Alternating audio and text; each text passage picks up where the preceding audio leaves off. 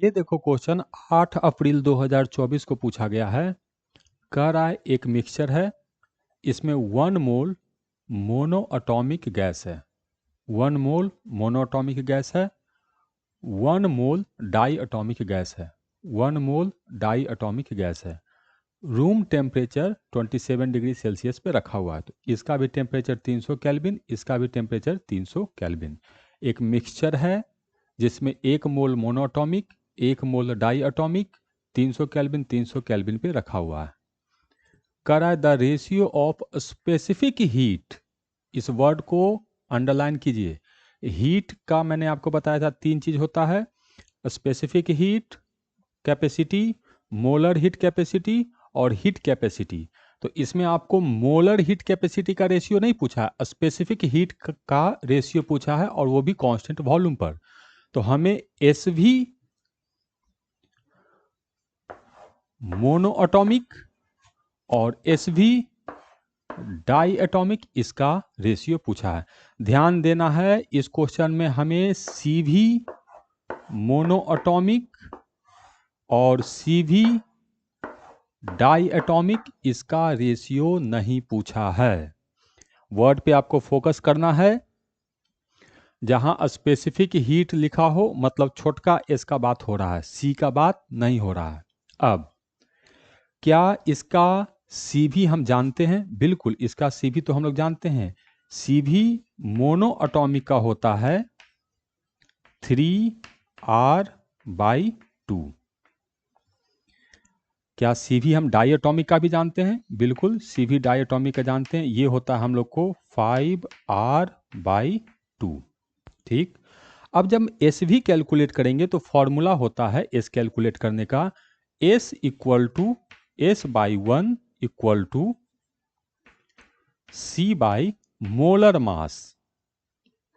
तो अगर इसका मैं SVM कैलकुलेट करता हूं तो ये आएगा हम लोग को CV मोनोटॉमिका डिवाइडेड बाय इसका मोलर मास। तो इसका मोलर मास कुछ M1 होगा। ये चीज हमको नहीं पता है। SV डाई एटॉमिका अगर हमसे पूछेगा तो ये हो जाएगा CV डाई एटॉमिका डिवाइडेड बाय इसका कुछ मोलर मास होगा M2। तो अगर मैं SV monoatomic divided by SV diatomic लिखूंगा तो इन दोनों का रेशियो आएगा। तो ये होगा CV monoatomic divided by CV diatomic into इसका मोलर मास नीचे है तो ये हो जाएगा M2 डिवाइडेड बाय M1।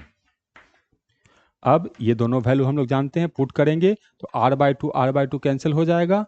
तो ये रेशियो आएगा हम लोग को 3/5 into M2 divided by M1। अब क्वेश्चन में इस गैस का नाम नहीं बताया है तो हम ये वाला वैल्यू नहीं बता सकते कितना होगा, और हमसे ये वाला रेशियो पूछा है तो बिना M1 M2 दिए हुए ये रेशियो मैं नहीं बता सकता।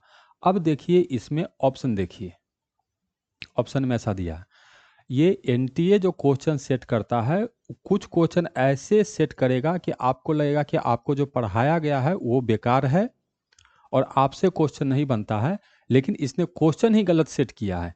एक्चुअली ये पूछना चाहता था इसका रेशियो, मोलर स्पेसिफिक हीट का रेशियो पूछना चाहता था, लेकिन इसने क्वेश्चन में केवल स्पेसिफिक हीट लिखा। अब आप कैलकुलेट कीजिएगा तो आपका तो आंसर नहीं आएगा। तो इसमें गलती NTA की है, इसमें चारों में से कोई आंसर करेक्ट नहीं है, लेकिन NTA इसका आंसर दे रहा है, इसका आंसर देता है C/5।